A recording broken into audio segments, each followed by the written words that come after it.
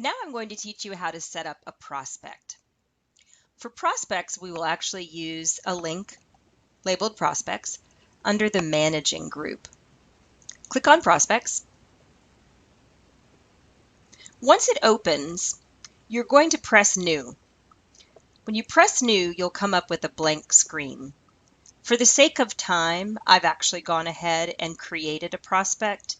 So I'm going to drum that person up now. And I'm actually going to double click to open the prospect notebook. So this individual we're going to create together, and that way we can utilize this person for various testing. The first name I'd like you to fill in is Hank. Middle initial B, last name Mess. You can put in a birth date that makes this person over the age of 21. I've just made up a date. The social security number should be 333-221111. Let's view that together.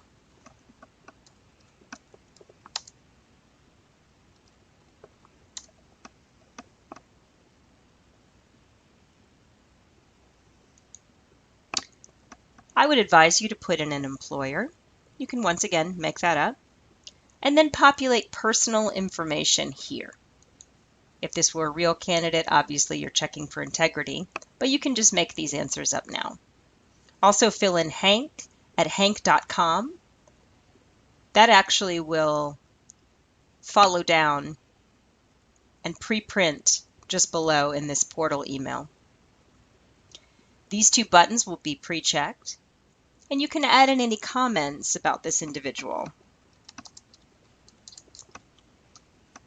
Typically, these comments would be something that he or she is looking for in their next home.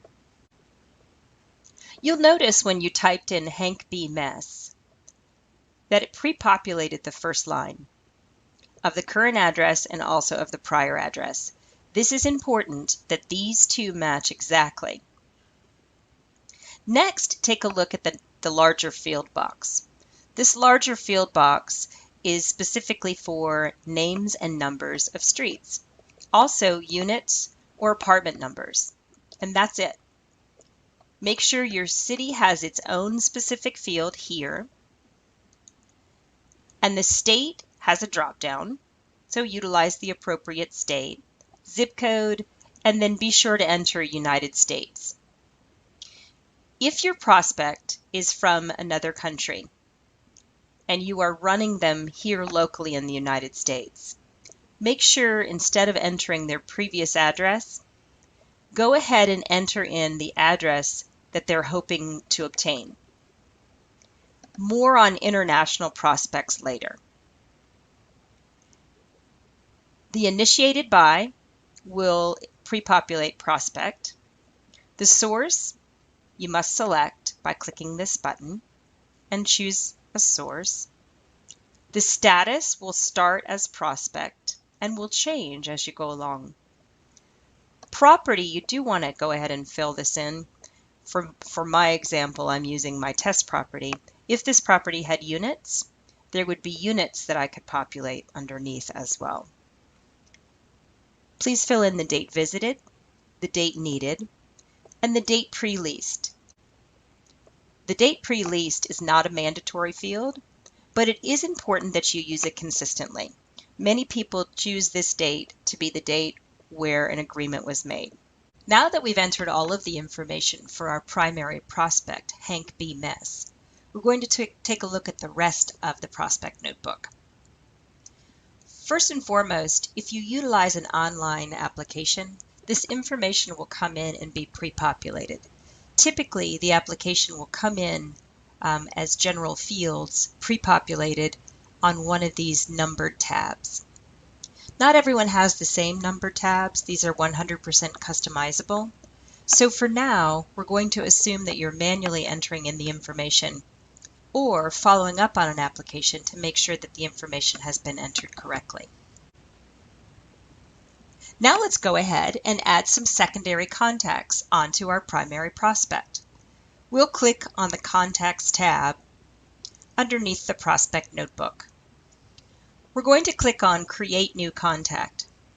For the sake of time, I've already pre-created 2 different contacts. Let's go ahead and do it together.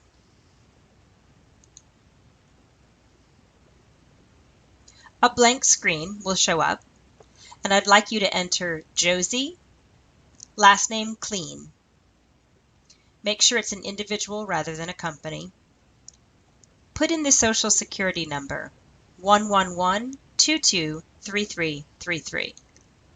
Let's view that together. This is important because this person is actually entered into our system as an example. Enter in a birth date, and then any of this information that you may know, home, cell, fax number, so on and so forth. When you enter Josie at josie.com, that will populate just down below in the web portal email. You can put in the name of an employer and a job title, and then any notes. Once you've completed this page of entering a secondary contact, please go to the Address tab and enter in the appropriate address information. Something to watch out for would be that Josie Clean, her name, is actually in the address salutation. Only address information and street address information and apartment or unit belong in this particular field, as well as city belongs here, state here, zip, and country. Keeping in mind this will be the United States for our examples.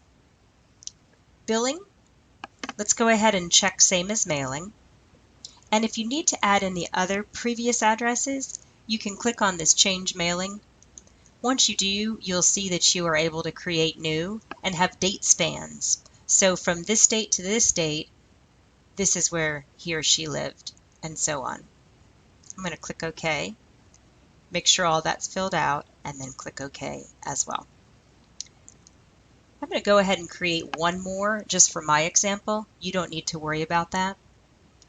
But let's look together at Josie. You'll see her contact name is here and her basic information is here.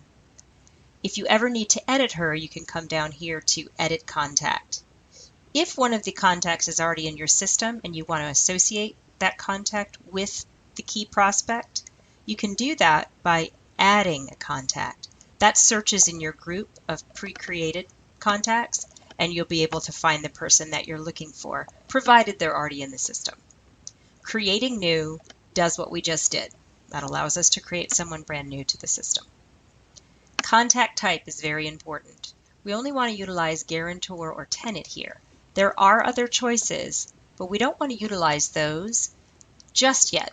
And the reason for that is we are only concerned about people that are making application at this stage, and only those that are over the age of 18 can make application. In the case of student housing, there may be other situations, but for the sake of our examples today, let's use either guarantor or tenant for our secondary contacts. Once we're finished creating the new contacts, we're going to make sure our information is correct. That's the primary. Here are the secondary. And then we can go ahead and put in the register any transactions that would relate to this particular application or series of applications. That would be application charge and any payments that are received. If the payments are received manually, you must enter them here as well as the charges. However, if the payments come in online, you'll be notified in your PropertyBoss Today section via a link called Web Activity. You'll want to execute and import your payments. They'll come directly into the prospect. Now, click OK, and we have completed the setup for Hank B. Mess and his associated contacts. Look down at the bottom. You can see the activity that took place, anything that's happened with this particular contact, the date and the time. Also, over to the far right, you'll see a Contacts tab. This is going to show you who's associated with this particular primary prospect. In this case, you'll see Josie, who we set up, and Orville, who I set up earlier. Also, you'll be able to click on this tab down low and see which apartments are available. This is handy to be able to see everything on the screen.